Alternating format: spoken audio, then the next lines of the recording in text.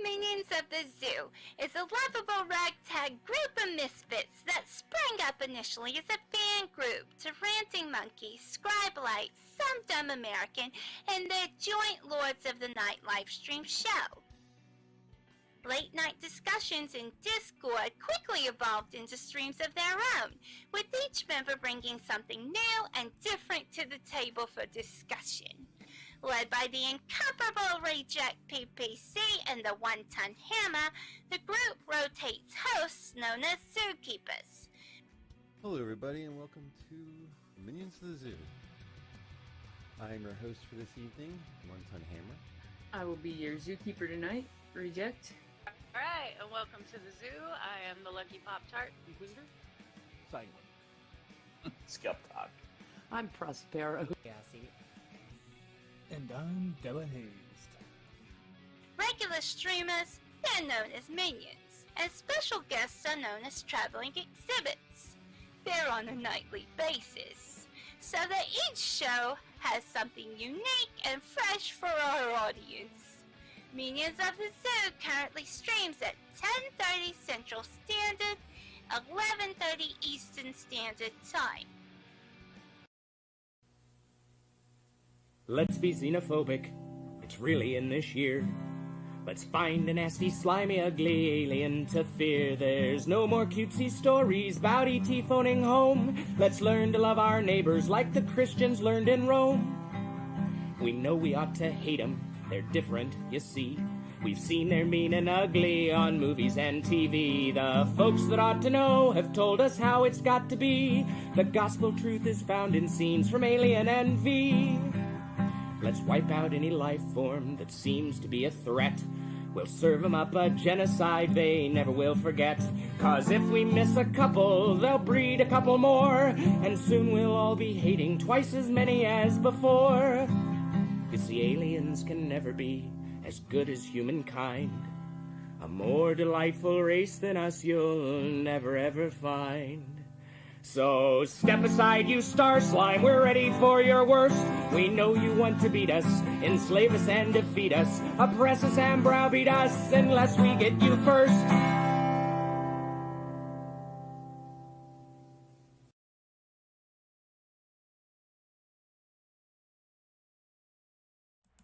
Good evening, everyone. Welcome to the zoo.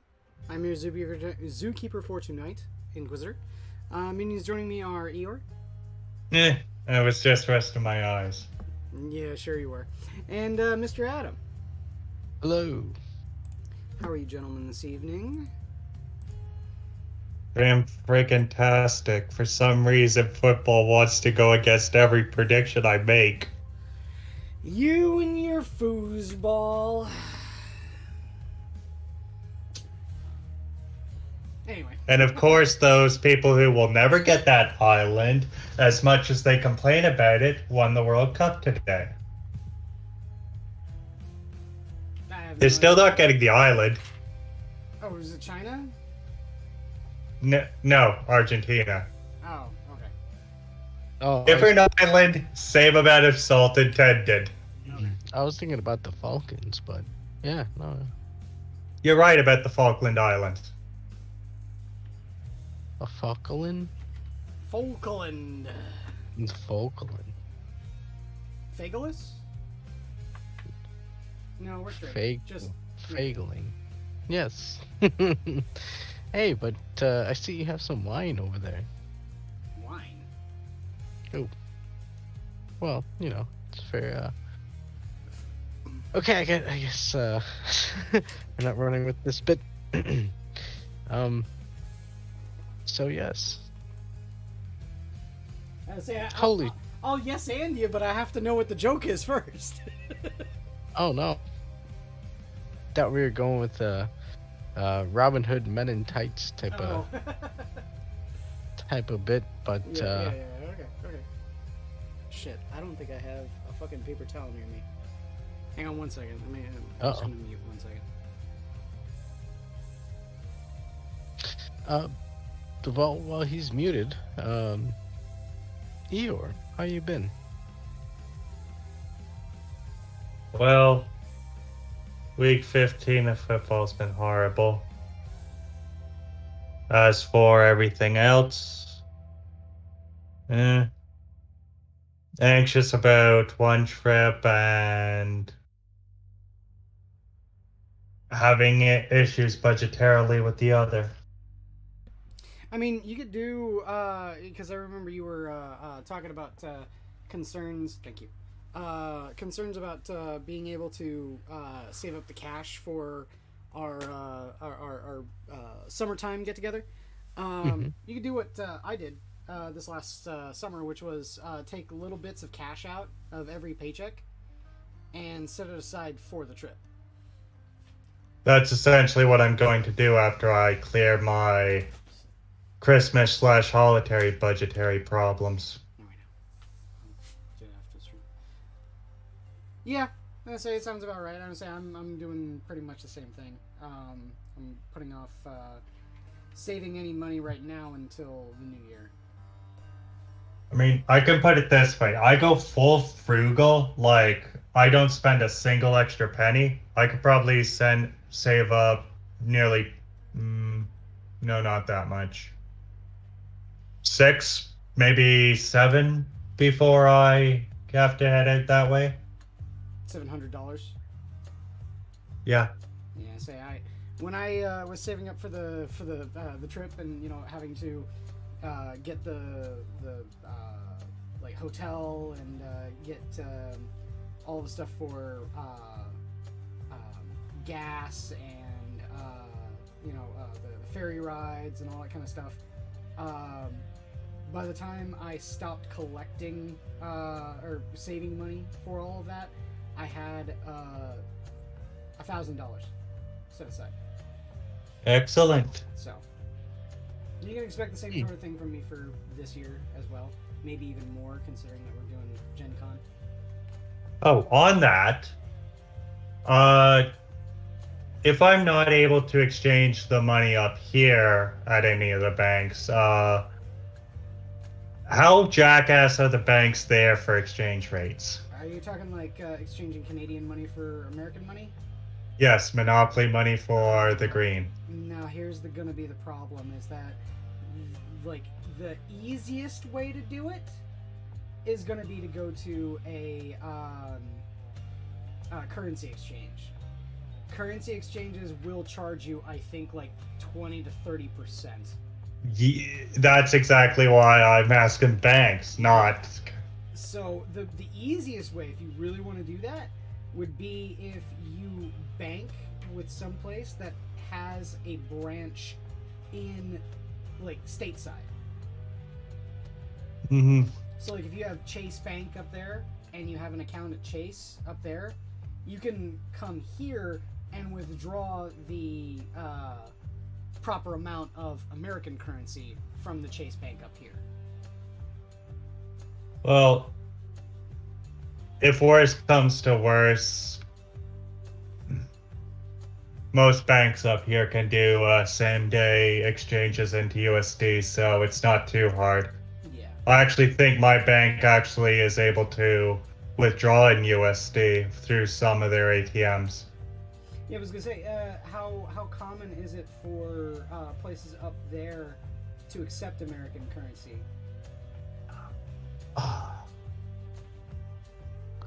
As far as financial institutions are concerned, very common. They'll not have a problem with it. Going to the store with American currency, it honestly depends on the teller, actually. All I know is, after years of working in cash handling jobs, I've never once had a person try and pay with a peso, but I find shit tons of Canadian dimes. Yeah, that's a good So, point. What's wrong with Canadian dimes? They're Canadian.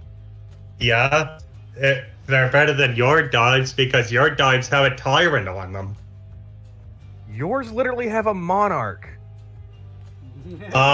Who was, and as soon as the face changes over, is better than at least one of the people on the American currency set. No, that's not true. No monarch is better than anyone. Yes. Yes. No. Yes. FDR would have been considered a tyrant and worse than Buchanan if he didn't sit beside such lovely people as Adolf Hitler, Joseph Stalin, and Mao Zedong. He is only nice by comparison. Okay, we voted for our asshole. Yours was inbred. Yeah.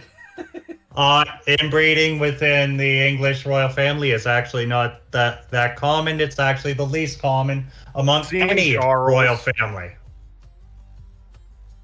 I've seen Charles. Don't give me that. Yeah. I think the closest relation is second cousins, and that's prior to Victoria. Second Cousins is still like fucking. We're talking like Arkansas shit. Fuck that, man. And I'm talking 200 years ago. You have to go back to the Georges to get that shit in the English family at all. I say we fought a war to make sure that we don't have kings and queens on our currency. Thank you very much. So we're perfectly fine. And then Congress wanted to name George a king. And George had the right idea to refuse. Didn't fight a war against King George III to have King George I. Yep. As much as I would have preferred Washington Lee royal family. And yes, there is a genealogical line where General Lee would have been king. Around that time. Wait, General Lee? Yeah. Robert E. Lee? Yeah. Robert E. Lee was over 100 years later, my guy. And he lost. Hold on. Let me. I said there is a line if go about. George did become king and the Custis Lee line of that family was decided as the heirs, Robert Lee would have been king around 1860.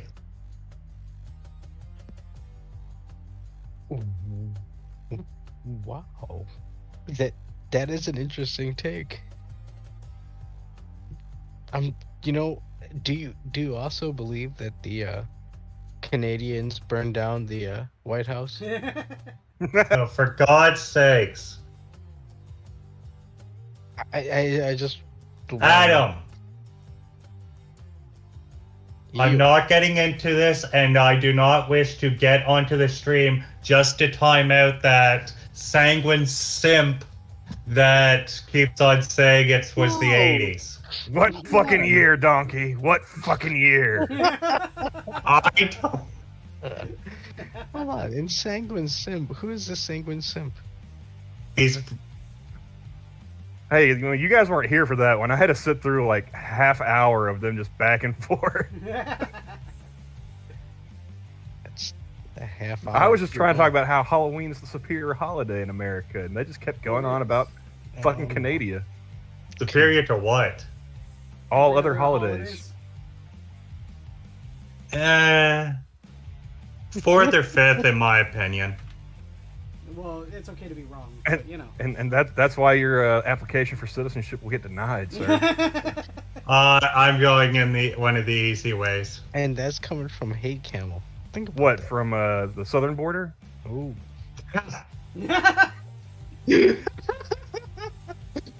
One of the easy legal ways.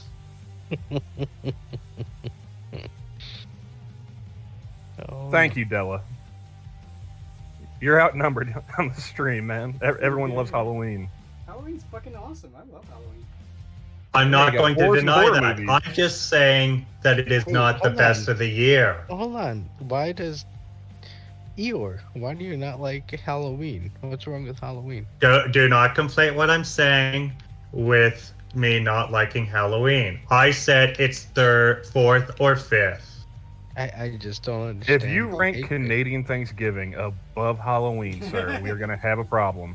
That's the questionable one. Well, I don't The like other the three being better Christmas, than- Easter. No, Easter? Yes, Easter. You are 100% Hold wrong on. on that one, sir. Hold on. Eeyore not only dislikes Christmas, but he also dislikes No, Easter. you said Christmas, Like, Christmas is better than Halloween, which I say you're wrong on that one too. But you are. You I are. will, confused on all fronts, sir.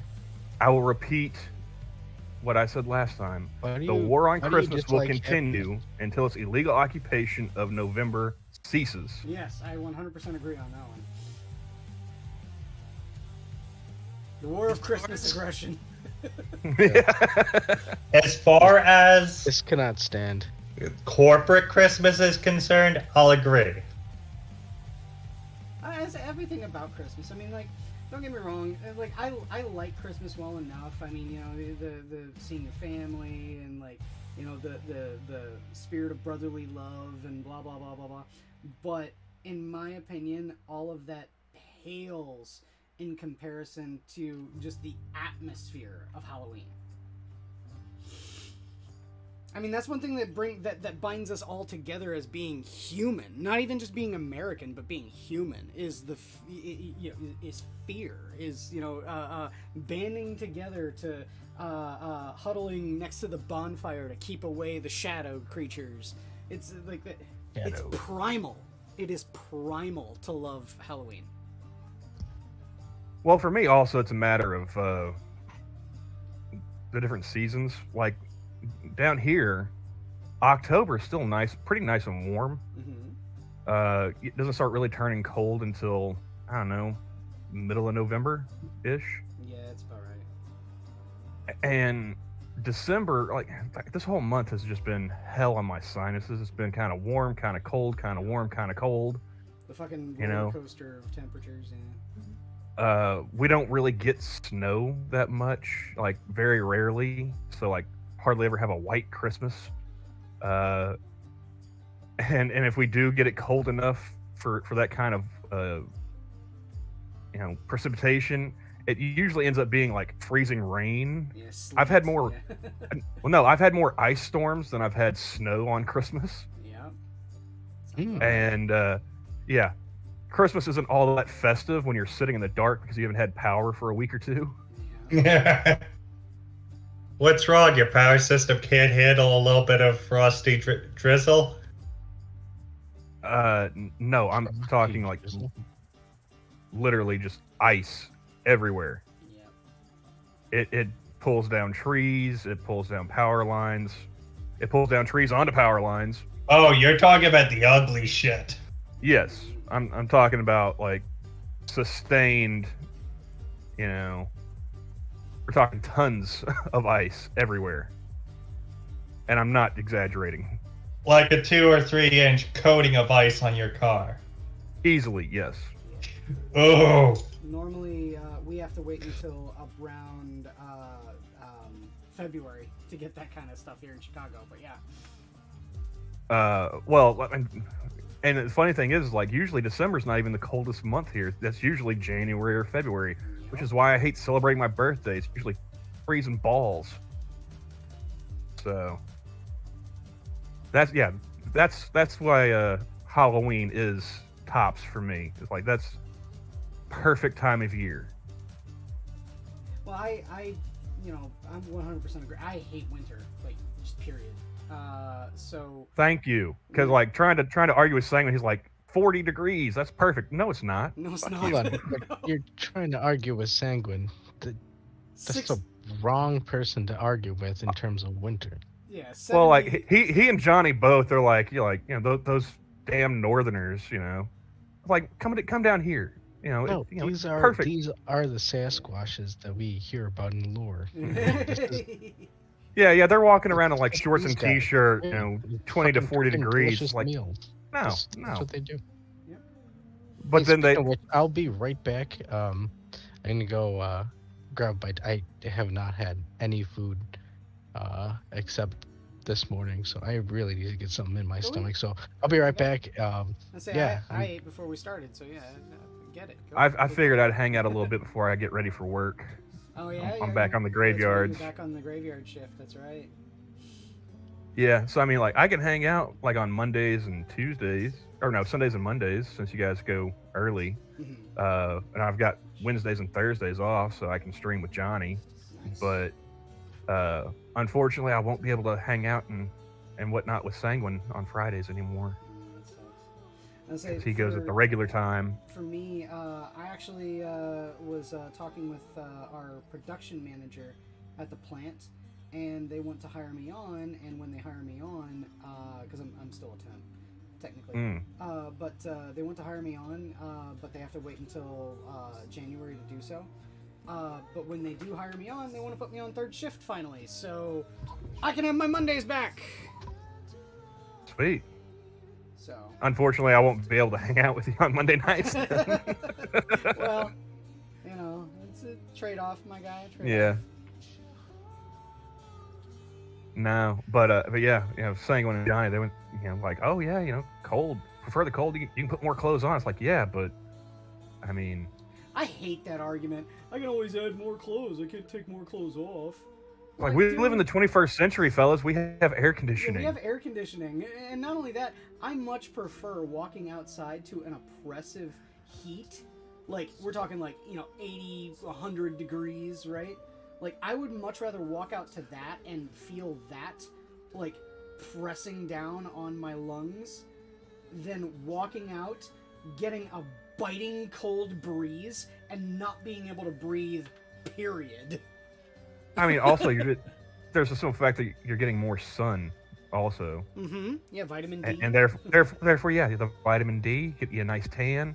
And I'm sorry, like 80 degrees to me, that's not oppressive. I mean, the humidity's got to be really high. You got to be practically swimming. Yeah. You know, in humidity for it to be oppressive. You and I are on now the exact same page. you get to you get to the 90s, 100. Okay, yeah, sure, that's hot. It can be, yeah. But I would much rather walk out to 100 than fucking negative, like, anything. Well, we've also, like I said, you know, this is Oklahoma. They literally wrote a whole goddamn musical about how much wind we get. Mm-hmm. So that in the summertime feels great. Sure. Wintertime sucks ass. And I say, you gotta remember, man, Chicago, we're the windy city. Yeah, yeah. Same exact fucking experience. So, but I just like to laugh to myself because, you know, Sanguine and Johnny would melt down here. Yeah. No comment. Exactly. Though I do need experience in that sort of weather, considering the fact I want to move down to Florida eventually. Oh god. Good luck with that. All I gotta say is that you going to Florida, you do realize you're probably gonna have to build up a tolerance to meth first, right? We don't want. I'm not going to Port Town, Miami, or Jacksonville. We don't want you to become. No. Miami's cocaine. Yeah. The rest of Florida is meth. Yeah. No, I remember going to Daytona Beach in college, and they, you know, they had a whole bunch of like a national cheerleading competition going on at the time. Mm-hmm. So you've got, you know, all these college kids from all over the country, and the locals. This was like April, so it was like, I don't know, 60 degrees, you know, low 60s. Mm-hmm. All the locals are wearing like hoodies and sweats, and they've got jackets on. Us Oklahoma kids, you know, having gone through, you know, like freezing temperatures for the past, you know, 3-4 months, we're running around in like tank tops and flip flops, and they're looking at us like we're crazy. Mm-hmm. It's like, this is awesome. Yeah, right? Are you kidding me? 60 degrees? Fuck yeah, man. Yeah. I can finally get rid of my winter coat in 60 degrees. Yeah, like we're like, you know, diving into the ocean and everything. They're just like, what is wrong with you psychopaths? But it was also funny because around the same time, there's a family that moved into our little college town, and they were from Arizona. and so we took their kids, you know, because they were, you know, our age, you know, late teens, early 20s. We took them cliff diving to Lake Tenkiller. Okay. And this is, you know, summertime, and, you know, we're hiking up to the cliff to go, you know, jump into the water, and this guy and this girl, they're panting like huskies. And I'm just laughing. It's like, what's wrong with you guys? It's only like 80 degrees. You know, it's not hot. They're like, yeah, but the humidity. I was like, doesn't it get like 120 in Arizona? Like, yeah, but it's a dry heat. Yeah. I was like, having lived in a very, very humid area, I will agree to that assertion. Yeah, but I don't have to swim through the air. But yeah, I mean, it just like we were just used to it. It's like, this is nothing, you know. Like, Like, this is a goddamn tropical paradise compared to where I came from. I've always joked that Oklahoma is just Florida without the coastline. Yeah. You know. Yeah. We've got the humidity, we've got the meth, we've got the gators. We just don't have, the ocean. Yeah, like I said, I've heard the same thing about Alabama. Well, Alabama does have coastline, so I mean. Yeah, tiny bit, but yeah. No, they got the Gulf Shores. Yeah, but They have Mobile. They have Mobile. That's it. Well, I'm just saying they're actually connected to an ocean, whereas Oklahoma is not. Yeah, they're completely landlocked. Yep. Which is why I don't eat seafood. Seafood is good. Yeah, but I'm not gonna eat seafood that had been caught and then put on a plane. Sorry, I don't trust it. And so we get seafood here in Chicago for fairly cheaper than other places, simply because we've got the Great Lakes. Yeah, I mean, like, okay, up there, maybe, yeah, sure, might give that a try, but if I'm gonna eat crab legs or lobster or anything like that, it's got to be somewhere with actual ocean. Yeah. It's got to be like, they just caught it, they pulled it in like that day,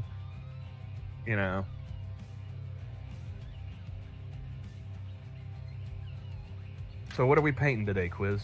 I'm painting the gunner for my Shroud Runner. Is this what you were working on last time that I was on with you? I was It's been a couple working weeks. on these Rangers back here. Which they're still not done either, but that's just because I sit here and spend entirely too much time on stuff that you probably won't even see, but I know it's there, god damn it. Now, I have a question. Is it just a rumor at this point, or has it been confirmed that Henry Cavill's going to try and do a It is 100% Warhammer show? It's been on the Warhammer community site, and Henry Cavill has announced it on his Instagram. See, I don't have Instagram, so I didn't see that. I just heard, stuff on Twitter. I was like, I'd like to see Cavill as Bond. Yeah, he'd be a good Bond. I'm not gonna lie. I think he would be a good Bond. Again, the question comes down to writing, Yeah. Are you at all concerned that Warhammer show will go the way of Witcher? Or does him having an executive producer role kind of assuage that? Let's put it this way, okay? And I don't know what you mean by Witcher. I don't know anything about The Witcher.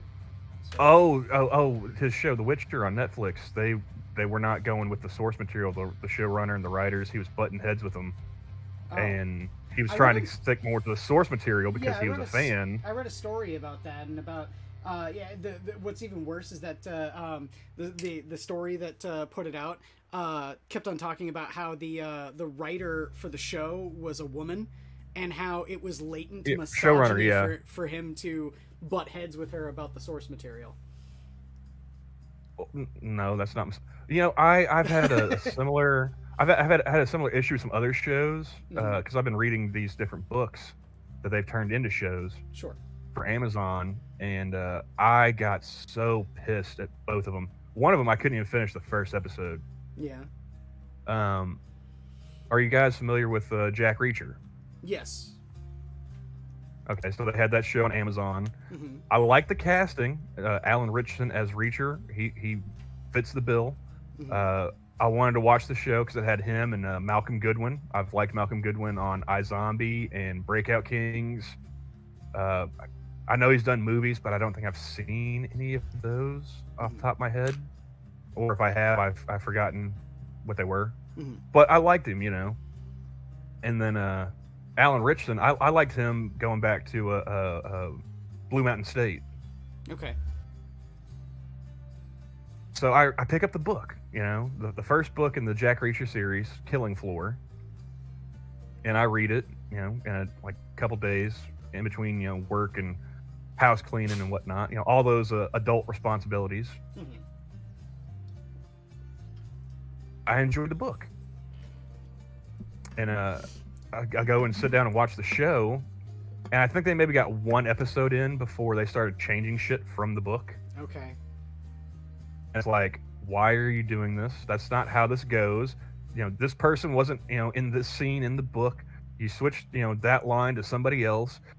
You've added in, you know, some sexism and racism, you know, bullshit. You know, when there wasn't any of that in the book. Let's put it this way. Okay. They changed major plot points and characters and whatnot. It's like, why? In terms of that being applied to anything Warhammer that they might produce, Games Workshop themselves are so fucking tight-fisted that not even Marvel could deviate from the Warhammer established plot lines and established ideals, if that makes sense. When they did their Marnius Calgar and Battle Sisters comic, everyone was on edge because we know what Marvel is like. But those comics were okay.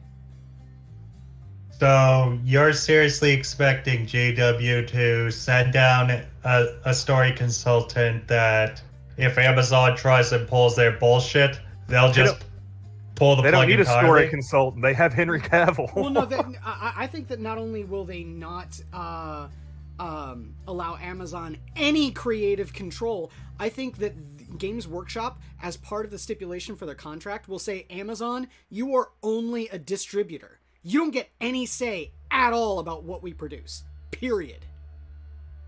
Like I said, they don't need to GW send out is that tight-fisted. Yes. They don't need to send out a story person. They have Henry Cavill. They have Henry Cavill, who's executive producing. Yeah. All Games Workshop needs to do is say, listen to this man, do what he says. Yes. And not only that, is that, remember, like, all the people involved in, like, any sort of production when it comes to either TV or movies, all of that really does come down to the executive producer's final say. And I trust Henry Cavill to remain true to Warhammer. Period.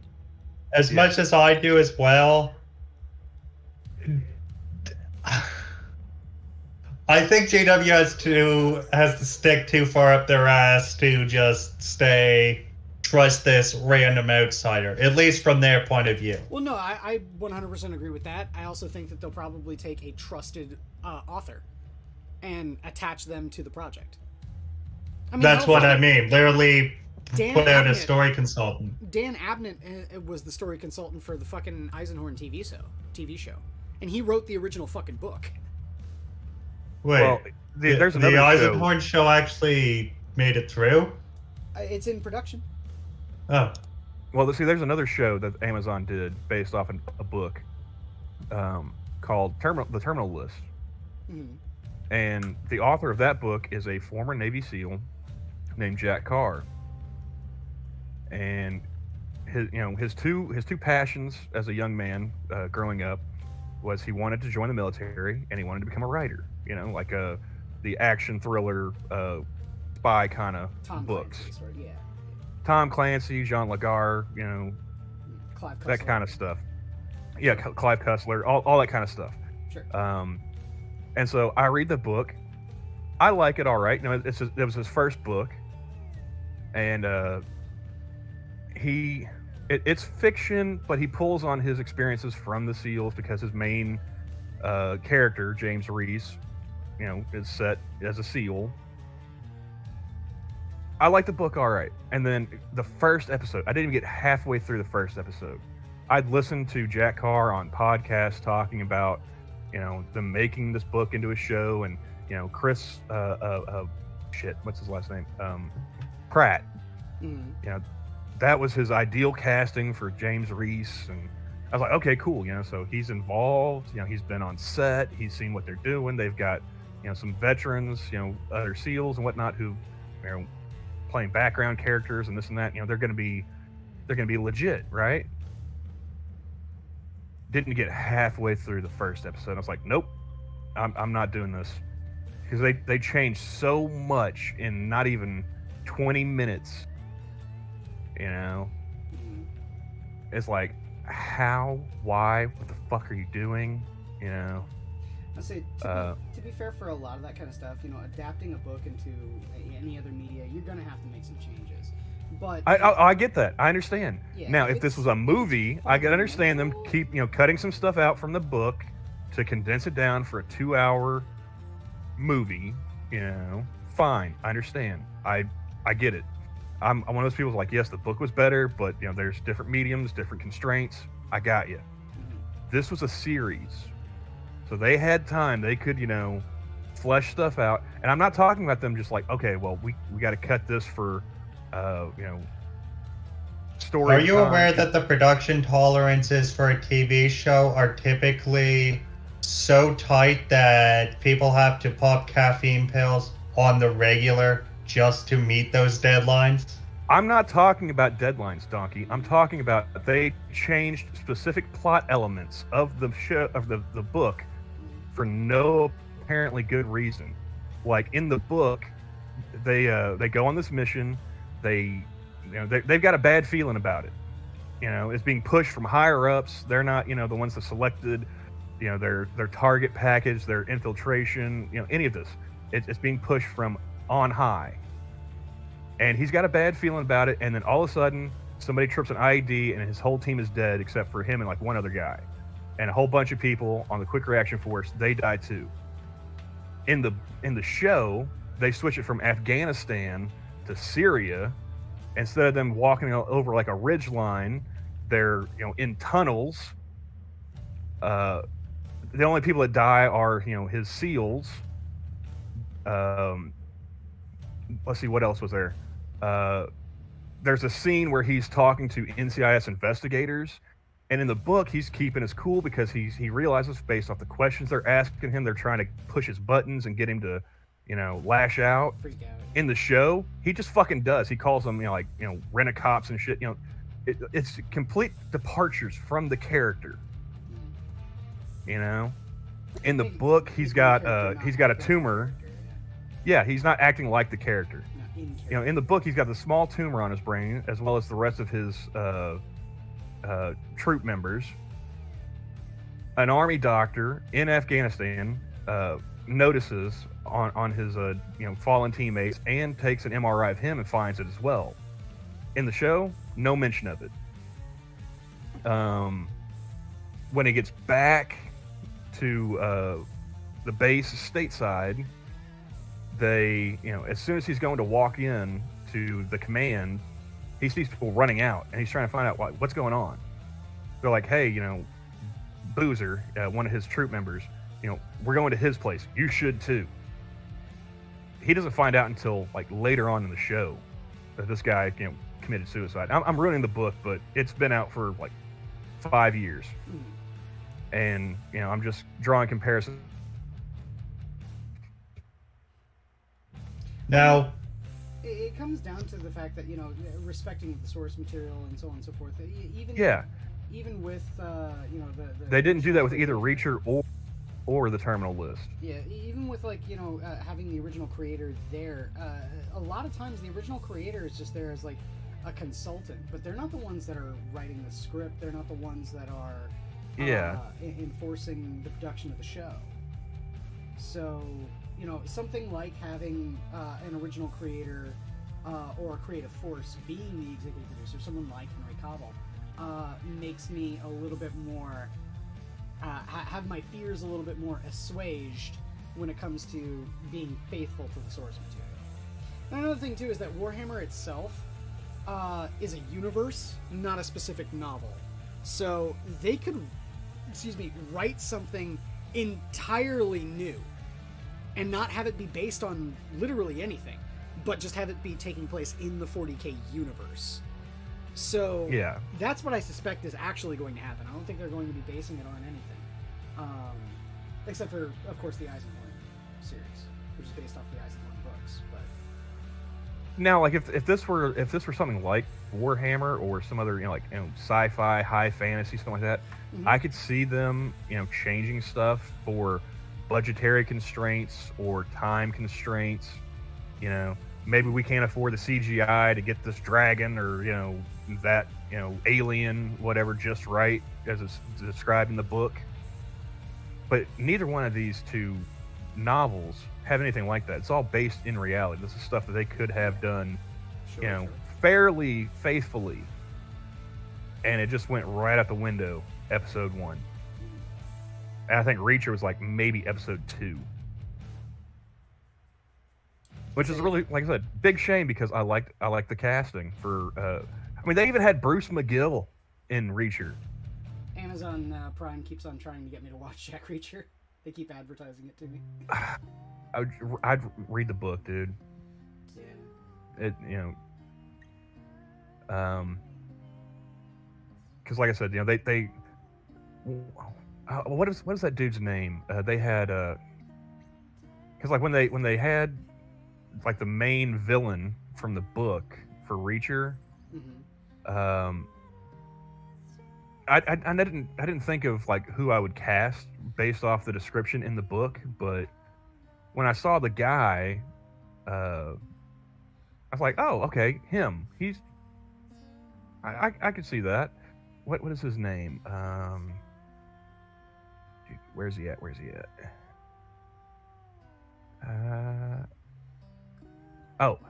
Curry Graham is his name. Okay. Never heard of him. Not gonna recognize him based off of his name, but you would recognize him like based off of, his face. Let me see.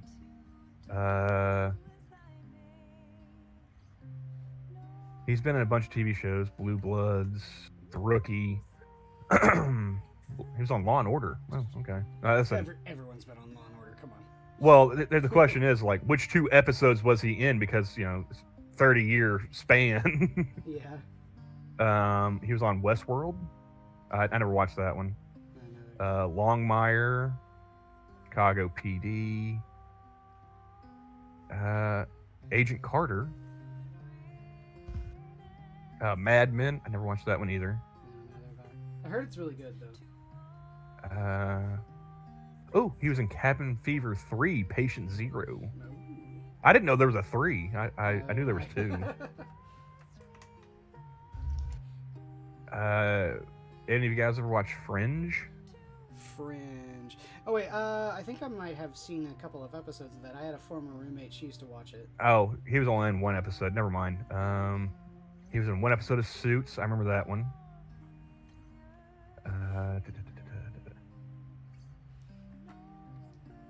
See, a bunch of these is only playing like 1 episode.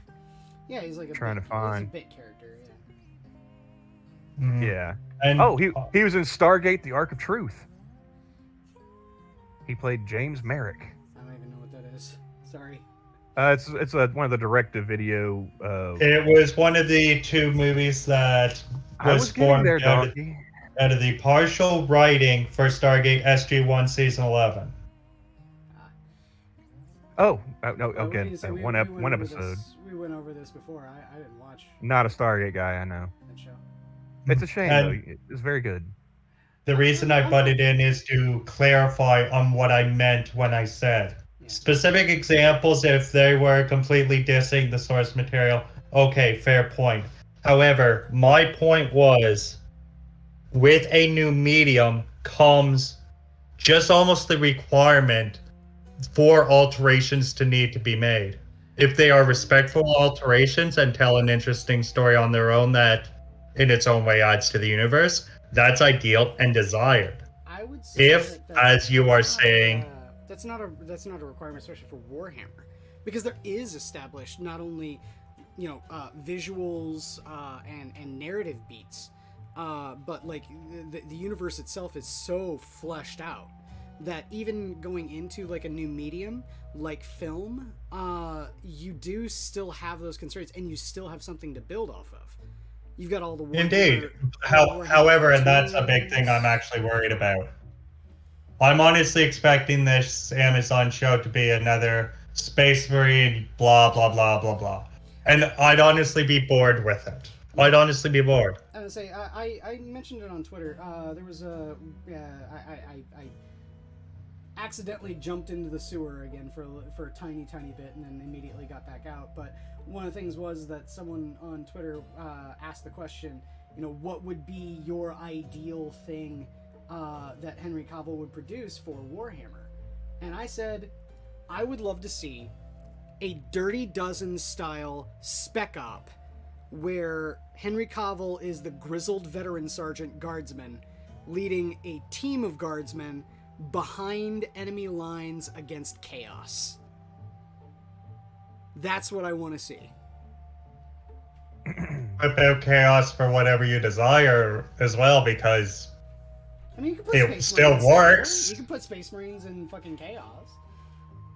I know, but the opposing faction, you can just mix and match and slightly change some of the story beats, and it'll still work. You still have the interest regardless of faction. Yeah. Well, I'm saying chaos because they're iconic. They're the iconic villains of 40K. Mm-hmm. Hey, Quiz. I'm dropping a link into the stream talk. I don't know if you saw this one yet or not, but I got a chuckle out of it. All right, hang on, let me check. There's my phone. But I got a few more minutes before I gotta hop off here and start getting ready for work. Okay. Let's see. We're probably not going to go too much longer. Probably go about like 10 minutes. Let's see here. Oh yeah, the fading into the bushes and being Superman the Homer into the Emperor. Yeah. Well, it starts off as Geralt, the Witcher, then Superman, then the Emperor. I don't see Henry Cavill being the Emperor. Let's put it that way. I don't see any of these shows that they're going to be producing, because, mind you, another thing too, I read this article on Nottingham Post talking about the health of GW, and one of the things they brought up was the fact that Eisenhorn was still in development, and the partnered studio that is producing it in California and Games Workshop was saying we remain optimistic we remain ambitious about the production of Eisenhorn. And this is back in January, long before Cavill. But one of the things that they did say in the January article was that they were still shopping around for a distributor. Now, this also is coming as kind of a shock because GW have their own distribution. They have Warhammer Plus. But Warhammer Plus has an extremely myopic reach. So them partnering with Amazon makes sense. But Games Workshop being Games Workshop, I don't see them letting Amazon have literally any say in the production, period. They just say, you will sign the paper and say that you will be our distributor, and you will make lots of money because Warhammer is really popular. Other than that, you don't get to say anything. Keep your fucking trap shut. That's the GW I see. Like, this is GW with their fangs out. Remember, this is the Games Workshop that at one point had the temerity to try and trademark the words Space Marine. So, I don't... And then got smacked up by whatever court said, it's not Space Marine, it's a Stargaze. Well, that's the thing that trademark. They can trademark. But the boldness that they would even that they would do try that. So, yeah, I can see their litigation team coming out and sit there saying, like, no, Amazon, you get no say, period. You get to distribute. You will make lots of money. We know this. But you don't get to say anything. Keep your trap shut. That's the GW I see. And I 100% agree with that. Go for that, GW. Know when... Okay, here's the thing, right? GW can be criticized for a lot of things, especially their litigious nature. I want to see this be a chapter where they're using their litigious nature in a positive light.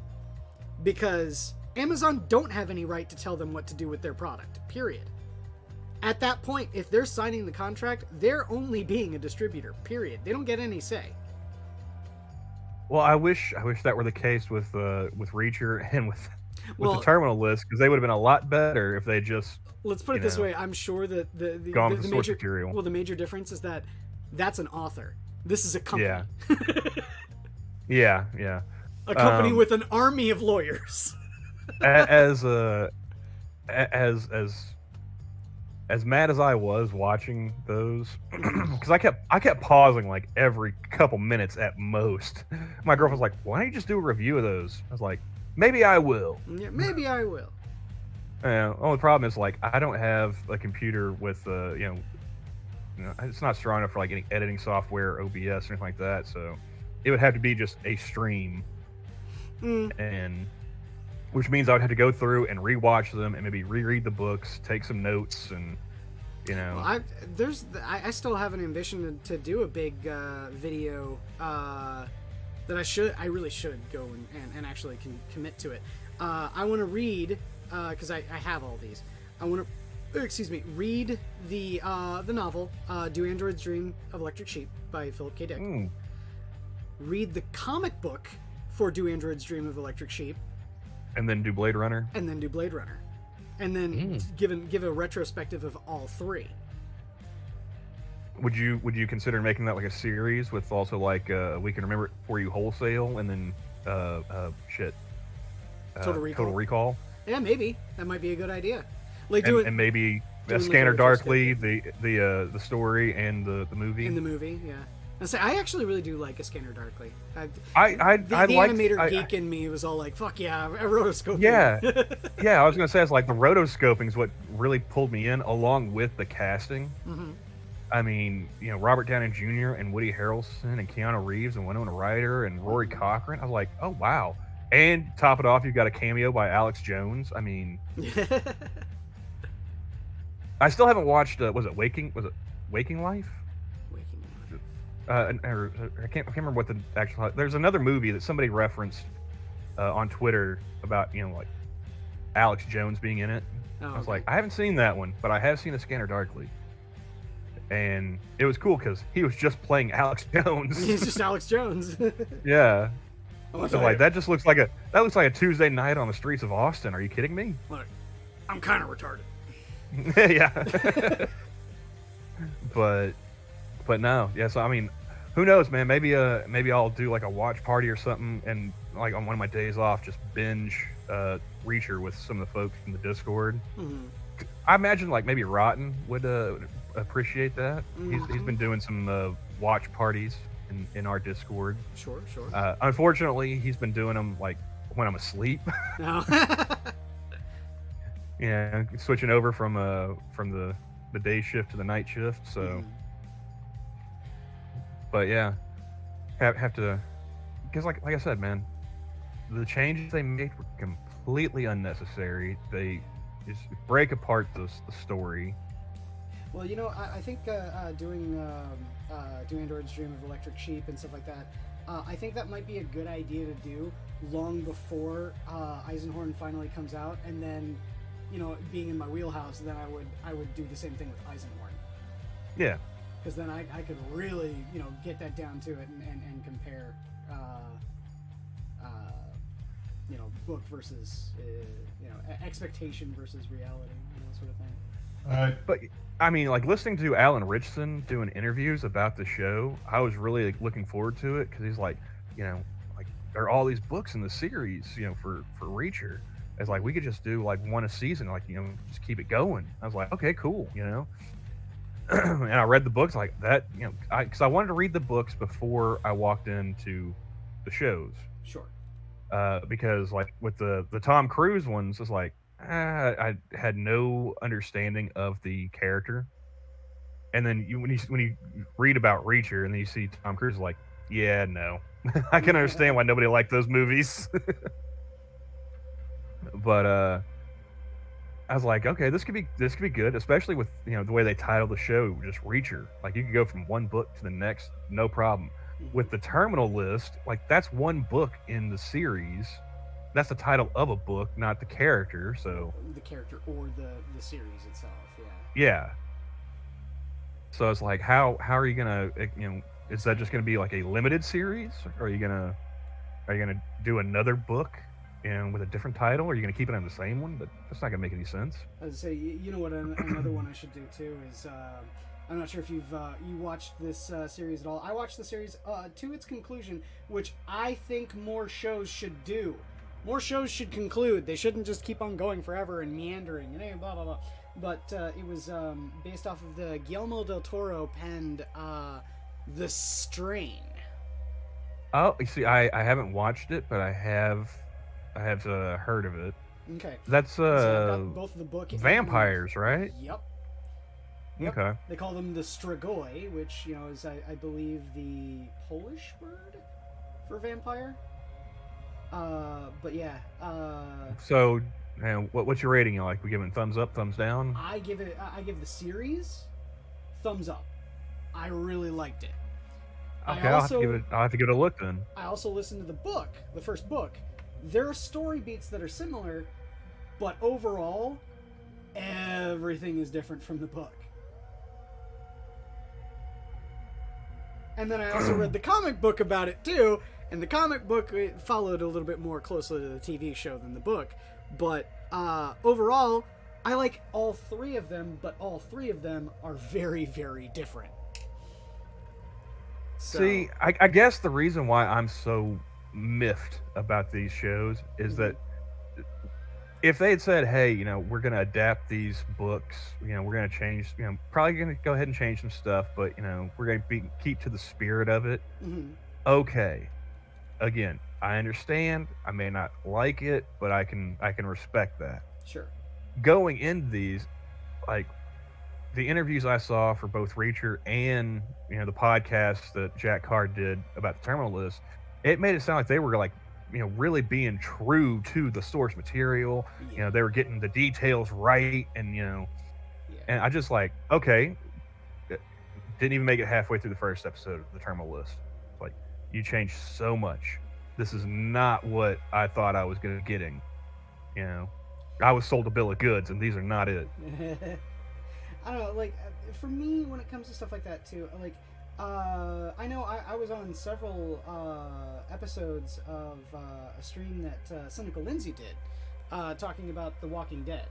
And that's another one that we can compare one for one. How the story beats played out in the TV show versus the comic book. And I think them both, but I think they're very different. They're not the same. I got bored with the show. I think what when they made it to the prison, what was that, season 3? I think so. That's when I tapped out. The prison was okay. The comic is so different. Okay. Yeah. Do you know? I'd read the comic from the library. Like they had one of the collected editions. Yeah. And so like I read, I don't know how many of the first issues they had in that collected edition. Mm-hmm. But I was like, I read that and I was like, okay, so there's no Norman Reedus. There's no. No, not at all. He's pure show creation. There's no Michael Rooker. Nope. I was like, I like the comic better than I like the show, and the show's kind of fucking boring, so I'm out. I'd say the comic definitely didn't pull its fucking punches. Like in the TV show, Lori gives birth to Judith, and then Lori dies. In the comic, Lori dies in the flight from the prison when she gets shot in the back with a shotgun, falling on top of her fucking baby, crushing her baby. The comic did not pull any punches. The governor shoots her, and it actually gets some of his supporters kind of like, whoa, wait, what? Yeah, what the fuck? Why did you just shoot a mother with a child? What the fuck? And then, and what's even worse is the fact that, like, in the comic, or in the show, they don't, like, kill the governor. In the comic, they fucking do. They lynch the governor after that. And remind me, did they play out the Rick losing his mind, like hearing Lori on the phone? No, they didn't. Not in the TV show. See, that's what got me. I was like, oh wow, dude! Like you just see him like every page going through, like he's just walking around with this phone receiver, and it's like, It's like Damn. an unattached phone receiver, listening to it and hearing his wife telling him about how he fucked up. Like that was heart wrenching in the comic. That was brutal. Yeah. Like I said, man, the comic did not pull any punches. So I can see the comparison to the TV show, seeing the TV show very much lacking. I mean, like I said, that if they had not said, "Hey, man, we're getting the details right," we're gonna, because especially like with Reacher, they were comparing like the show to the movies. Okay. They're like, we're really gonna try and get this, right. We're gonna try and do right by the fans. I was like, okay, cool, I'm in. Read the book, like it, watch the show. It's like, the fuck are you guys doing? Yeah. But so at this point, that's... like with the Walking Dead, with The Boys, with anything that's going to be adapted for TV or streaming, I'm just going to read the source material and say, fuck it. That's all there is. So that's kind of the point of the comics that these people are adapting their stories from. Oftentimes they're not children, based stories. They're actual stories. They're adult stories. Hell yeah. Oh yeah. So that's where it baffles me, where they come out and say, but they're children. Well, they could be. These characters could be adapted towards softer, childlike story, but at the same end, they could be adapted to a more darker adult theme, and you got a point there. I mean, like they definitely, like, it seemed like they were dancing with it, with Walking Dead in particular. Like they didn't want to go as dark as the comics. Like in the comics, like Michonne gets like beaten, stabbed, and raped, and all sorts of shit like that. They didn't even come close to anything like that in the fucking TV show. And I think it's mainly because like the content, they could get away with it a little bit more easily in the comic than they would be on a TV show. Well, a little bit. Yeah. They definitely could. But I mean, at the same end, though, it's all like it just seems mealy-mouthed and weak to sit there and say we're adapting this from this comic, and we're like, oh really? Go on. Are you actually going to show the rape? Well, not only that, but just looking at it as it's just it's a cartoon or it's a comic. So it's childlike, but it's not. I mean, comics haven't been fair for decades at this point. Well, it all comes down to the abandonment of the Comic Code Authority. However, you have to remember that only happened in like the extremely late 90s. Like we're talking like 99. Up until then, if you wanted to go with an adult-themed comic, you had to, number one, circumvent the Comics Code Authority. And number two, it had to have something on it that said something like, for mature readers. When Green Arrow came out with its, I believe it's volume 3, they actually don't have I think it was the first time that DC did not have the Comics Code Authority sticker on the front of it, and had at the top, for mature readers only.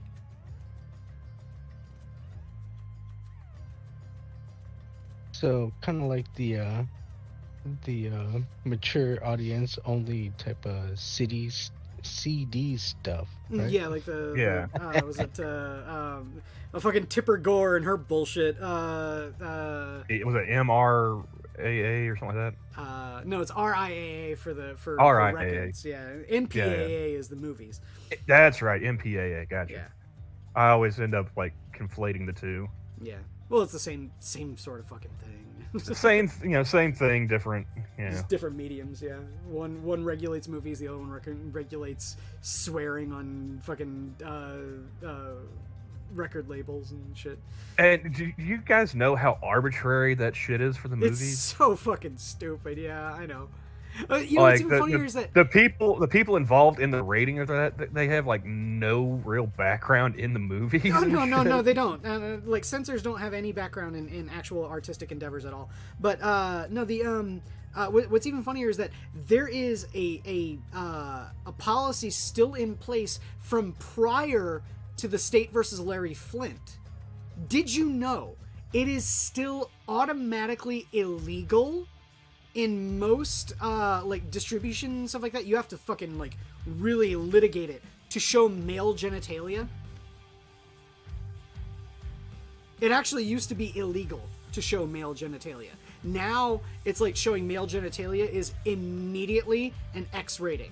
I don't remember how Zack Snyder fought to show Dr. Manhattan's dong on Watchmen, but he had to fight tooth and nail to do so. Well, I mean, shit. Pulp Fiction, they flash a little bit of Bruce Willis in that one. Mm-hmm. Fight Club, they had they had the scenes of the porn being interspliced. Yeah. I love that movie.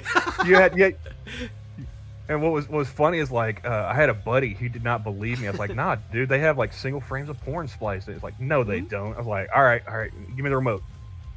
Ready and pause. He's like, holy shit, that's a giant dick. He's like, I told you. He's like, how many times have you watched this movie? I love that sequence in that movie too. He's all like, it just shows like fucking Brad Pitt like a maniac just in the back, just cutting like single scenes and like splicing it into the fucking projector. In the industry, we call that a cigarette burn. And right up there, ding. I fucking love that movie. Well, clever. Gunsky's here. It's time to end the stream. Oh God! Well, actually, it is almost time. It's been an hour and 6 minutes, and I gotta get ready for work. Yeah. So we've been your minions of the zoo. Thank y'all for coming out, watching some paint dry, and having a laugh or two. Be sure to watch tomorrow, where Adam is the host. What you gonna be playing some games tomorrow, Adam? What are you playing? I don't know. Maybe we'll play some Street Fighter. We'll see how that goes. Sweet. Yeah. In preparation for Tuesday. Ooh, what's going on Tuesday?